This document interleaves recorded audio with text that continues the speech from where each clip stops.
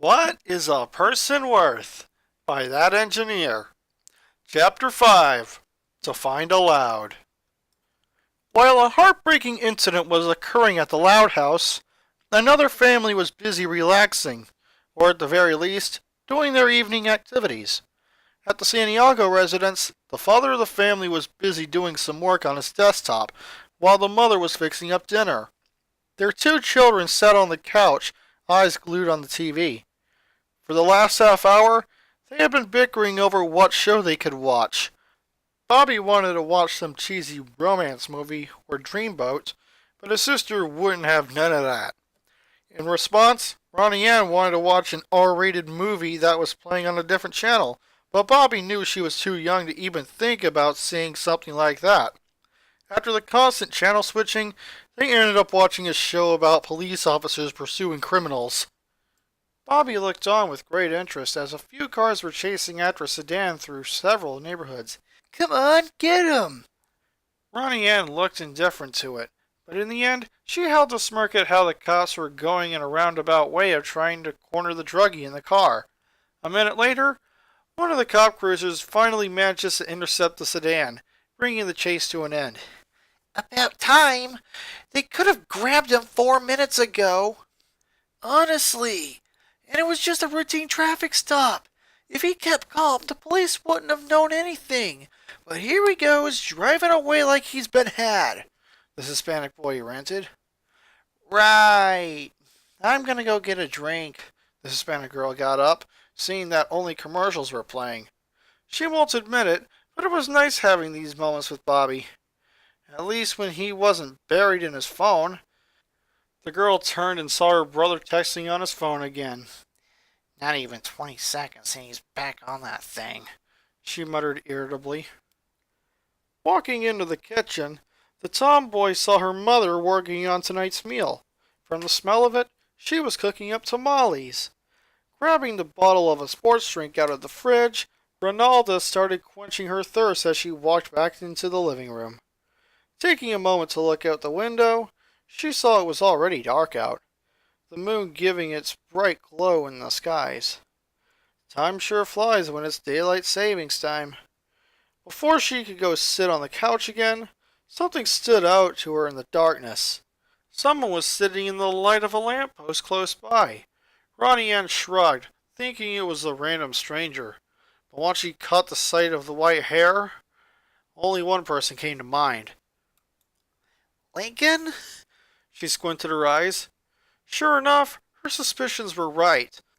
The loud boy was sitting out there by himself. This triggered several alarm signals in her head. Something wasn't right. Why would Lincoln be out so late when he should be at home? Wouldn't his parents and sisters be worried sick? His posture was slumped.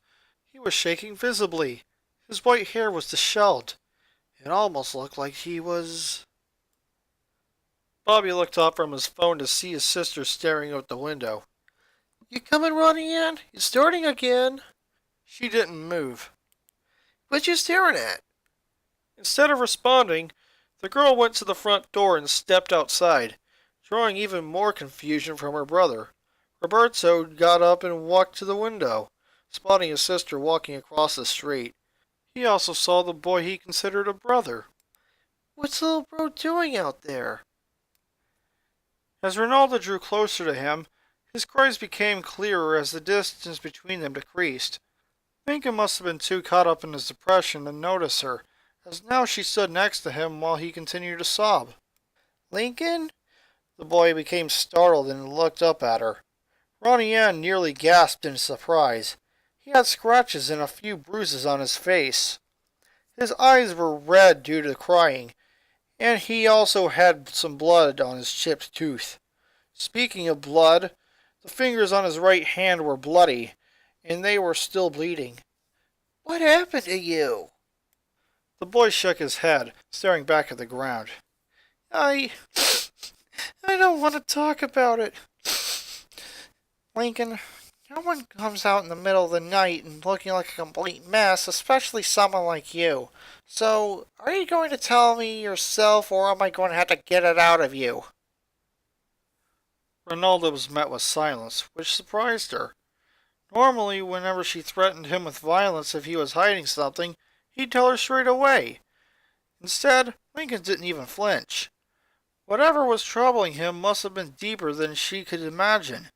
It also pained her to see him in such a state. Taking his good hand, Ronaldo pulled him up. "Come on. But where are we going?" "My place. Where else?" she replied in a concerned tone as she led him across the street. When they entered the house, Bobby grew extremely worried. "Whoa, Lincoln, what happened?" "That's what I'm trying to figure out," the Hispanic girl replied. She let go of the ashen-haired boy, going into the kitchen. "Mom, where'd you keep your first aid kit?" "It's on my dresser, Iha.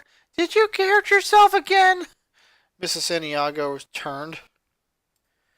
"No, Lincoln was across the street and he's... Just come look at him!" Ronaldo finally yelled out. Confused, the mother set the food in the oven before coming out of the kitchen. She gasped in shock upon seeing the poor boy. "Dios mío, what happened?" she yelled, crouching to get a better look at him. Ronnie Ann took that as her cue to go get the medical supplies. Mr. Santiago grew a little irritated at the noise and stepped out of the office. "What all the noise about?" he said in a thick Spanish accent.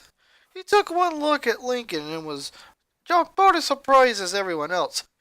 "You get into a street fight, Nanito?" The mother turned to him. "Marcus, now isn't the time to joke about that." "It's Maria, I'm just saying, stuff like that happens." Ronaldo came back with the medical supplies as Mrs. Santiago had Lincoln sit at the table in the kitchen. She started by cleaning off his face and the blood from his mouth. When the peroxide was applied to his scratches, Lincoln couldn't help but wince as it stung. Soon after, the boy had a few bandages on his face and his mouth was wiped clean. She then moved to his fingers, which still bled like no tomorrow. Applying some wet towels, the Hispanic woman cleared the blood enough to see the bite marks on his hand. Maria looked closer at the wounds. It wasn't uncommon for someone to be bitten by a dog, rat, or occasionally an alligator, though the latter would result in missing digits. Years of medical training taught her how to identify what caused an injury, and she was surprised that the bite wounds weren't from some animal, but from a human. "Lincoln, do you know who bit you?" The ashen-haired boy nodded, but didn't say anything after. Nina took out the peroxide and dabbed it into a cotton ball. "This is going to sting a bit. Ready?" Lincoln nodded. The second the cotton ball made contact, he couldn't help but scream in pain. He knew it would hurt because of the peroxide disinfecting his wounds, but it felt like someone just dipped his hand in a pot of boiling acid. Ronaldo and Bobby winced as they watched. Maria held his fingers as he still applied healing cream and wrapped his fingers in medical tape. "Okay, you know you won't be able to move your fingers for a while, but they should be healed in a few days, okay?" The boy nodded in response. "Want me to call your family?" Lincoln's eyes went wide and quickly shook his head. "No!" he yelled out, shocking everyone. "Sorry, but I just don't want to speak with my family for a while," he stated as he averted their gaze, a few more tears pouring out of his eyes.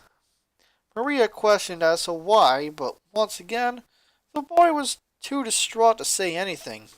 Ronaldo and Bobby looked at each other in worry before backing out into the living room. "Harsh. Does he at least want them to know where he is?" the 17-year-old asked. At that moment, his phone vibrated as a text message came in. The adolescent opened it to reveal a message from Lori. "Bobby, this is literally urgent. Lincoln just literally told us off and got into a fight with Lynn. We haven't been fair to him lately, but now he's ran away. We have no idea where he went. We're out looking all over for him, but there's no sign of him anywhere.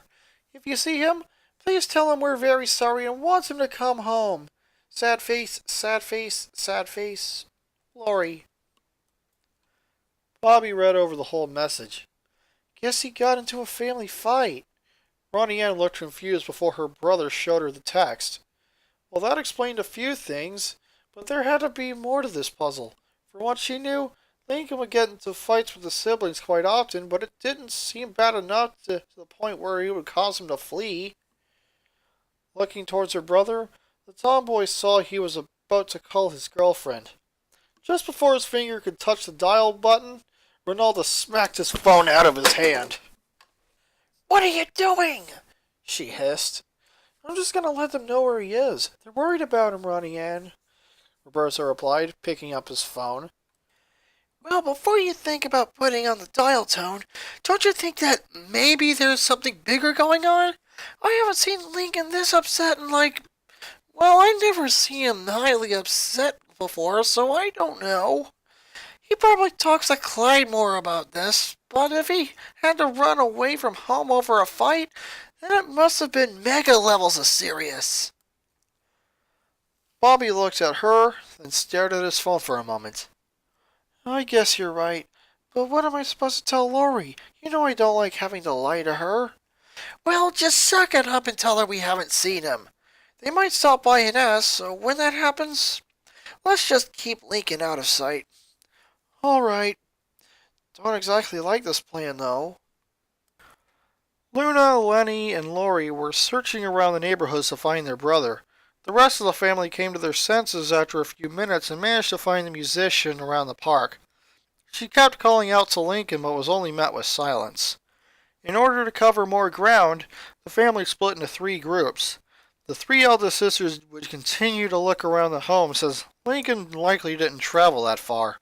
Lynn Sr., Lou Ann, and Lucy would search around the town, while Rita, the twins, Lisa, Lily, and Lynn Jr. searched around areas Lincoln would frequently visit with Fanzilla.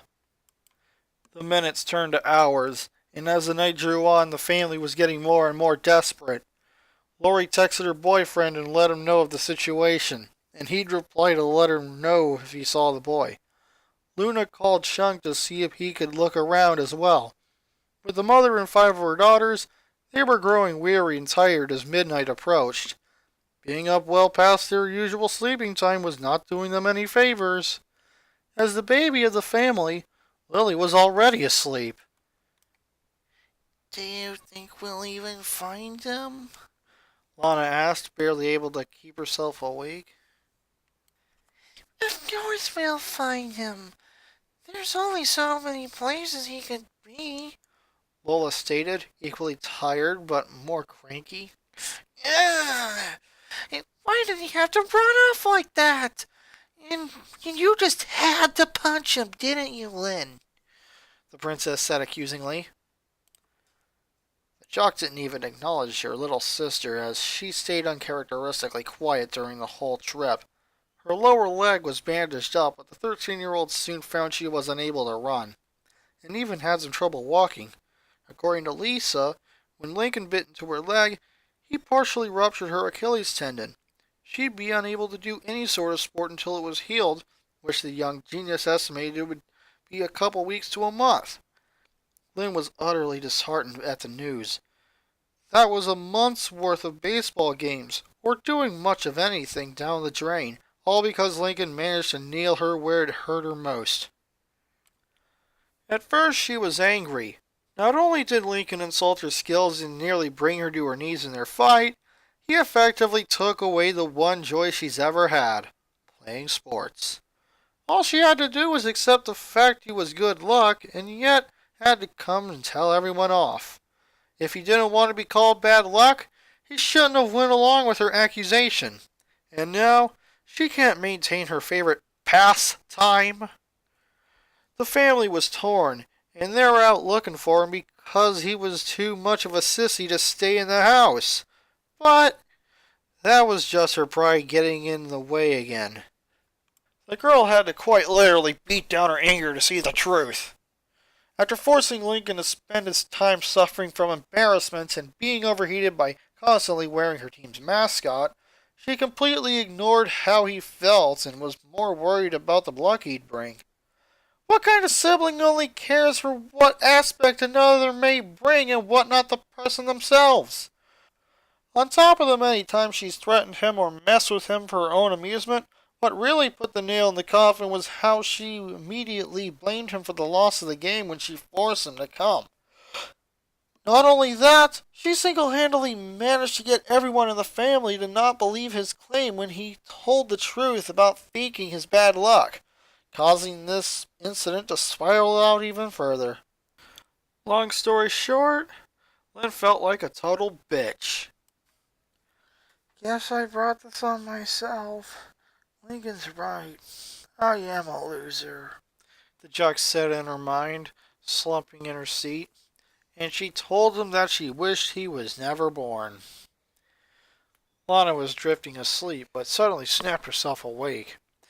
Can't we just call the police and let them handle this? Her twin grabbed her by her jean straps. Are you crazy? Do you know what the police will do when they get involved? I've seen so many crime movies, so I know what they'll do. They're gonna ask us what happened before Lincoln ran away, and we'll have to come clean. Then they'll... The cleanest of the two finally fell asleep, her adrenaline finally running dry. Lana followed suit a second later. Since she is Lola made it sound, she is right. Local law enforcement will question what led up to Lincoln's disappearance, and the results would be quite disastrous, Lisa explained, rubbing her eyes. Mother, I know you were worried sick for Lincoln. I am as well, but I doubt we'll be able to find him before our exhaustion reaches its peak. The 4-year-old yawned. Like any concerned mother, Rita didn't want to call it quits on the search. She was still loathing and self-hate for going along with her daughter's claims about Lincoln. Out of the two adults, the matriarch was also the closest to him. Hell, she was still working on that new novel based on her son, for crying out loud. No pun intended. Sure, Lincoln was a troublemaker at times, but so were the rest of her children. So why did Lincoln seem to have it worst off? Recalling him questioning if it'd be better if he was a girl, Rita wanted to say no after having so many daughters. Bearing a son was the best thing that ever happened in her life, especially when you consider she had 5 more girls afterwards. Problem was, she didn't expect her son to lash out the way he did, leaving her and Lynn Sr. in a state of perplexed shock. They couldn't even find the will to separate their son and Lynn Jr. in their scuffle. This, and after agreeing to vacate Lincoln from the house and remove all his furniture, she felt she effectively removed any right to call herself a mother. Seeing her daughter's tired state, Rita knew they'd have to return home soon. With the twins and Lily fast asleep, and Lisa on her way to dreamland, that just left herself and Lynn awake. Looking into the rear-view mirror, Rita could see the guilt ever so clear on the jock's face. It'd be stupid to ask if she was okay. No one in the family was, or will be until they found Lincoln. Focusing back on the road, Rita heard Lynn call to her. Do you think we'll find him, Mom? We will, sweetie. We will. But probably not tonight. Not tonight? It's only been a few hours! And the rest of your sisters are asleep. Bless, you girls still have school tomorrow. I don't care about school, Mom. All I want is to find my brother and tell him I didn't mean the stuff I said to him. Lynn yelled, startling the twins and shaking Lisa out of her sleep spell. I love Lincoln. I really do. But why did I have to act so stupid? Lynn kicked the back of the front passenger seat in frustration. I know, sweetie, I know. But like Lisa said, we can't find him when everyone is half asleep. I'm taking you girls home. I'll go back out to look for a few more hours. Lincoln! Lincoln! Luna called out for the upteenth time.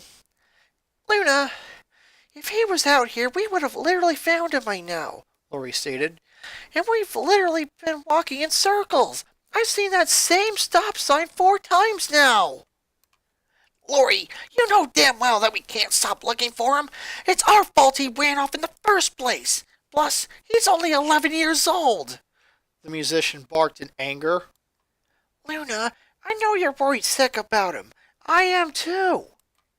Funny, considering how much you use him as a footstool than an actual brother, Luna retorted. Excuse me? You had just as much fault in this as I do, Lenny included. Lori pointed out. Even before then, you keep threatening to turn him into a pretzel just for being in your room. Need I remind you of the time you blasted him out of your room with your stupid sound equipment? Girls? Lenny asked. Want me to bring up the time you made all of us do stupid favors for rides? Luna fired back. Girls! Lenny called again, becoming more irate. Says the girl who tries as hard as she can to break our eardrums! You're the one to talk with that attitude you get whenever Mom and Dad...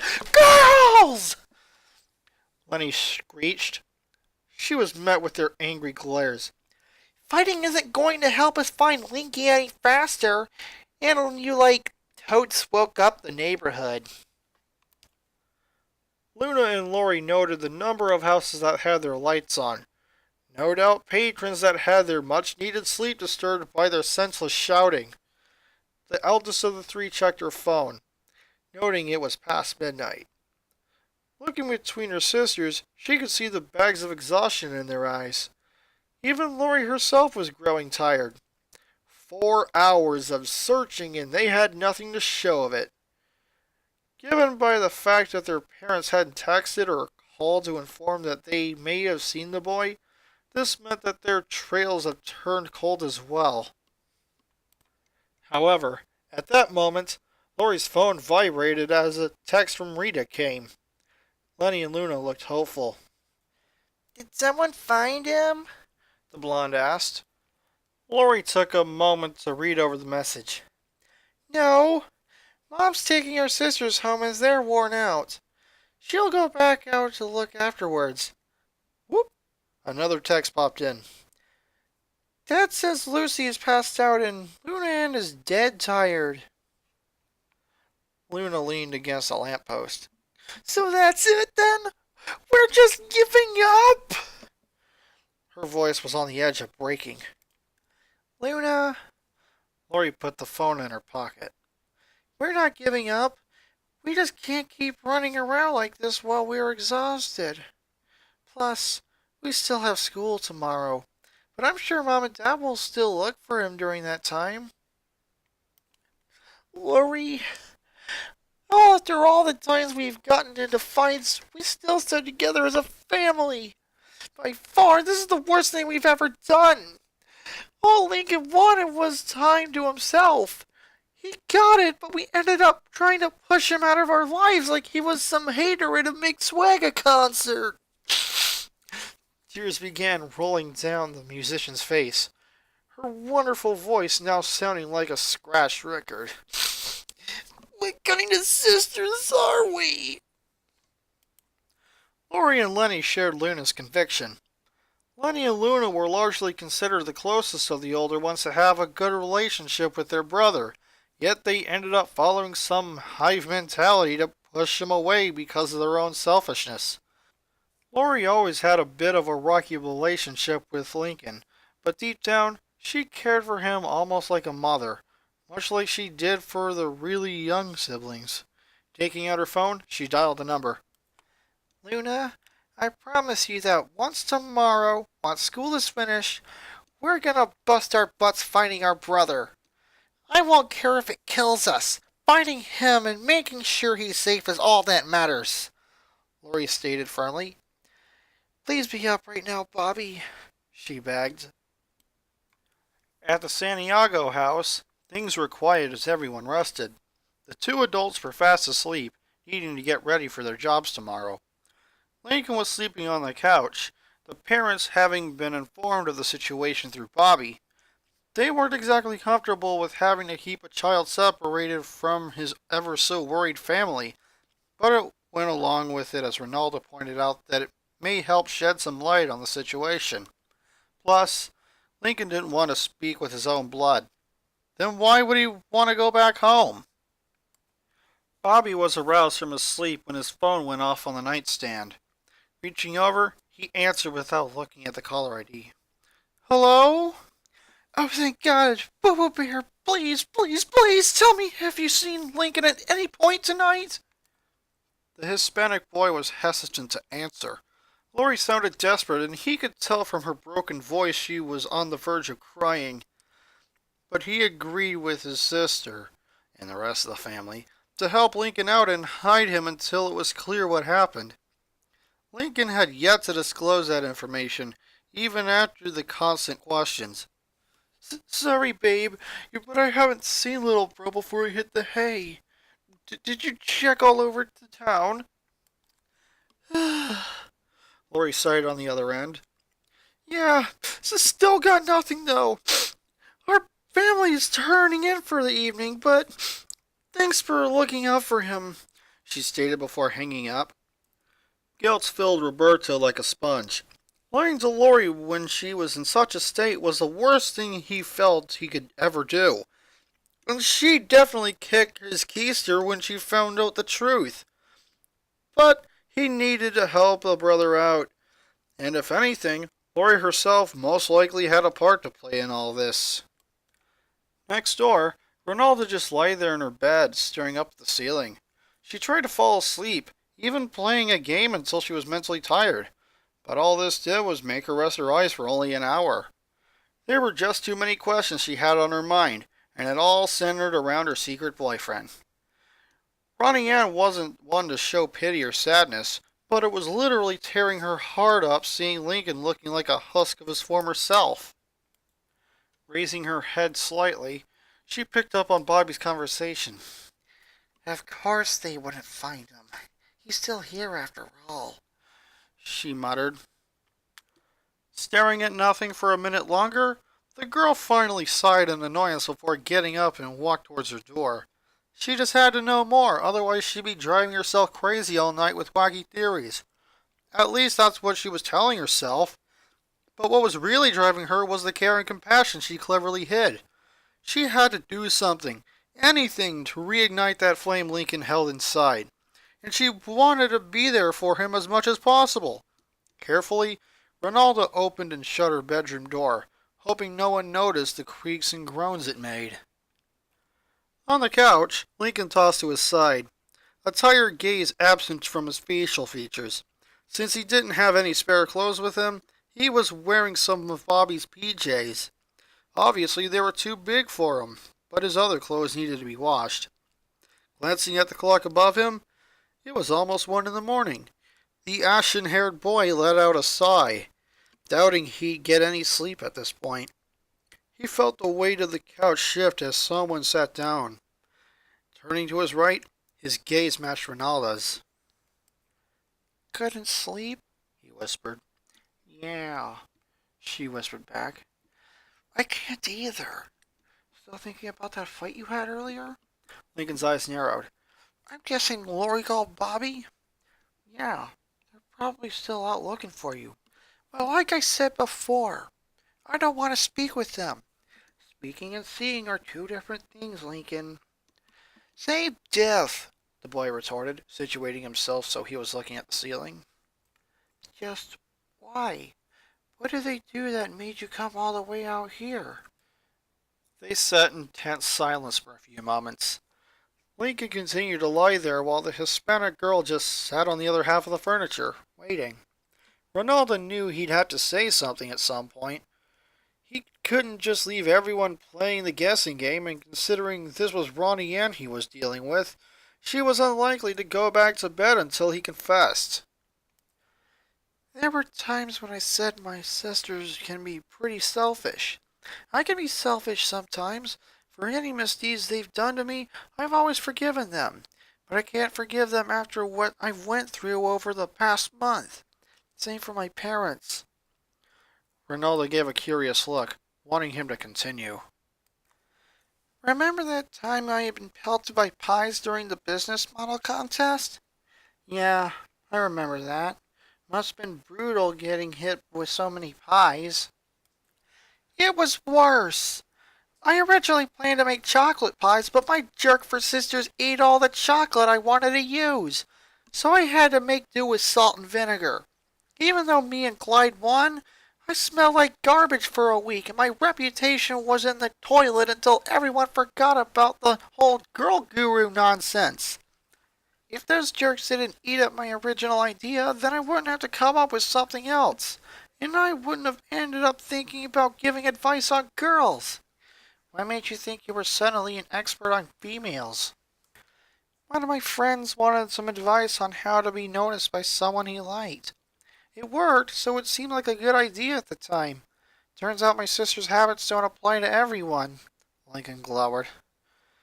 Did your sisters apologize for the whole mess? Yeah, after I angrily told them I ended up like I did when they laughed at me because I smelled like a skunk. Now that I think about it, saying sorry doesn't make up for what I went through after that fact. Not to mention the time they got us banned from the grocery store. Lincoln's aggression began to rise as he started going into rants similar to his previous one. But this one was more controlled and contained no swears. Ronaldo was now beginning to see his sisters in a less positive light.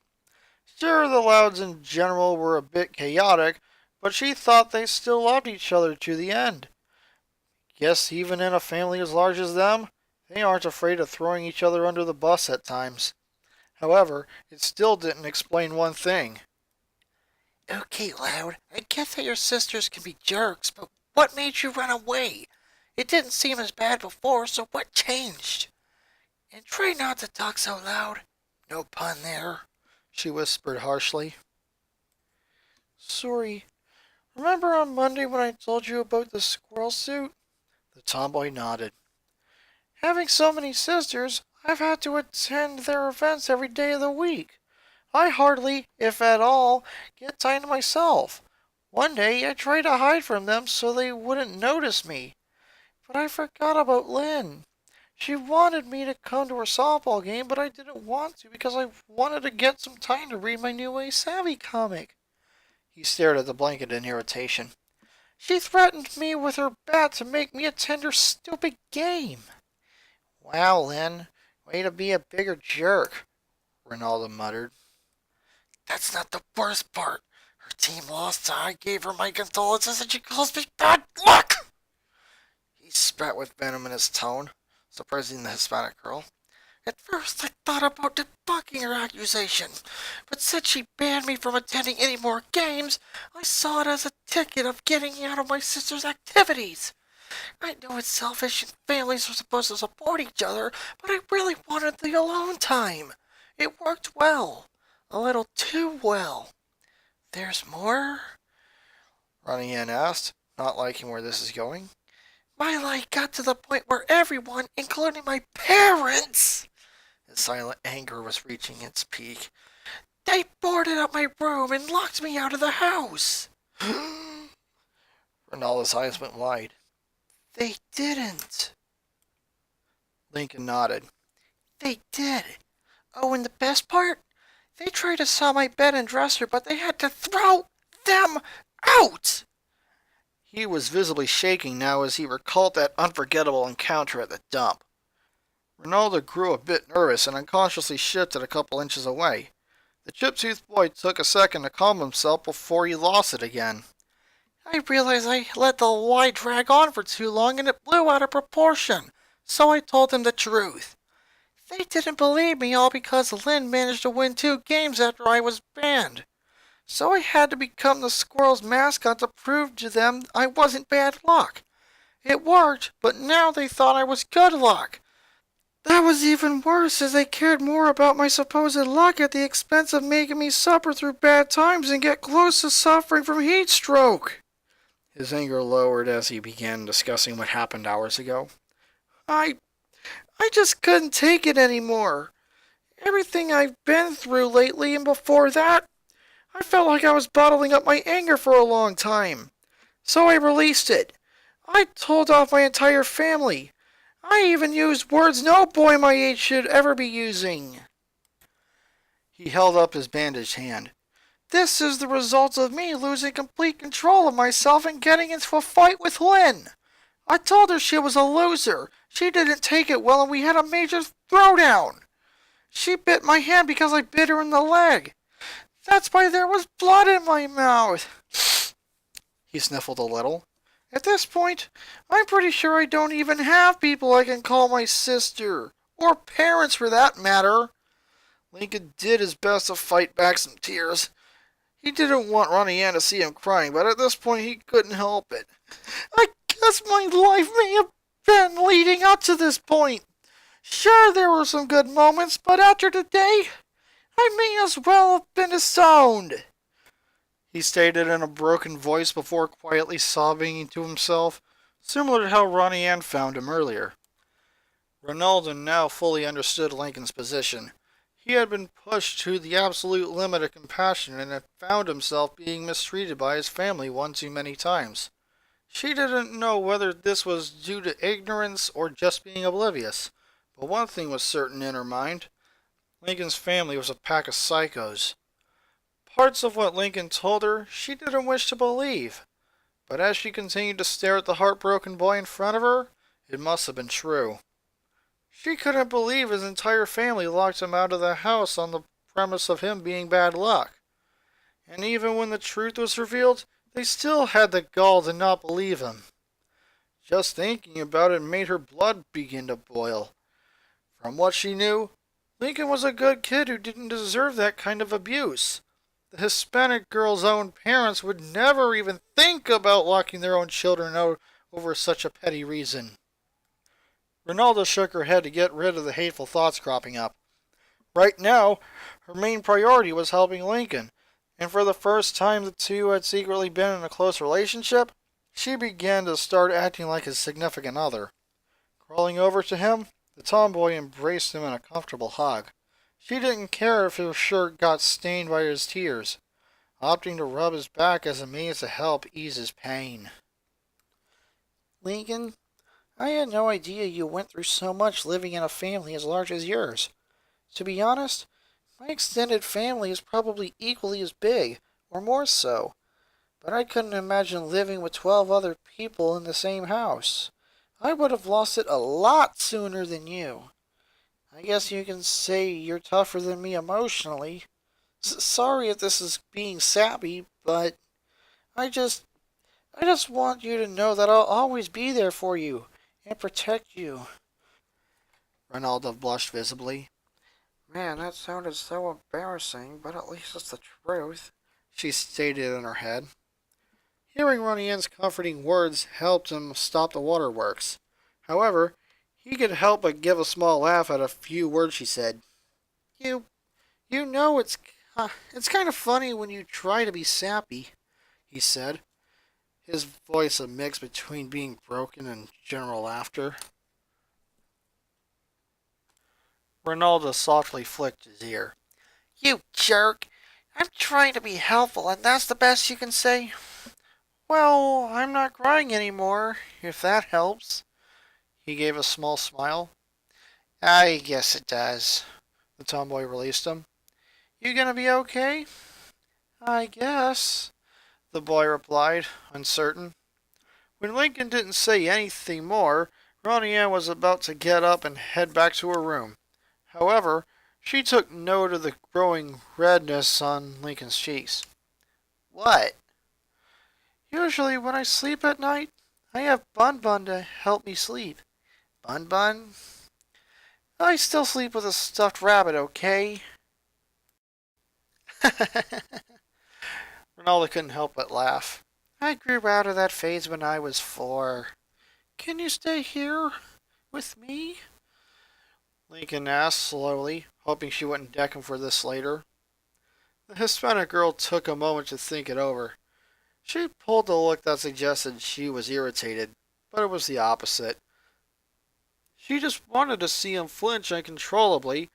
It didn't help that Lincoln looked so cute when he intimidated by her. Giving a smirk, make some room, Limo. Lincoln was rather surprised Ronnie Ann agreed, but then again, it seemed she wanted to live up to her previous words. Shifting to the right, the girl lay down beside him. Getting comfortable in the body he lapped, Ronaldo got situated under the blanket. The two lied there next to each other, staring at the ceiling. After a few moments, they began to drift to sleep. Ronaldo turned to her right side so she was facing the TV. Before she could let the Sandman fully grasp her, she felt Lincoln's arm slide to her waist. Ronnie Ann? Thanks for everything. The boy tops it off by planting a kiss on her cheek. The tomboy was thankful she was facing away from him, because her face was as red as a cherry, and yet she smiled. Placing her hand into his, the two finally fell asleep in their comforting embrace. And that is the end of Chapter 5. Coming up next on What is a Person Worth? The author will recycle a scrapped nightmare from Syngenesophobia, tone it down a little bit, and give it to a certain particular Loud sister. Lincoln will briefly return to Ground Zero and see what damage has been done. And a little bit of research hasn't hurt anybody, has it? Alrighty then. This is X-Ray 93, and I'll see you all in Chapter 6. Bye.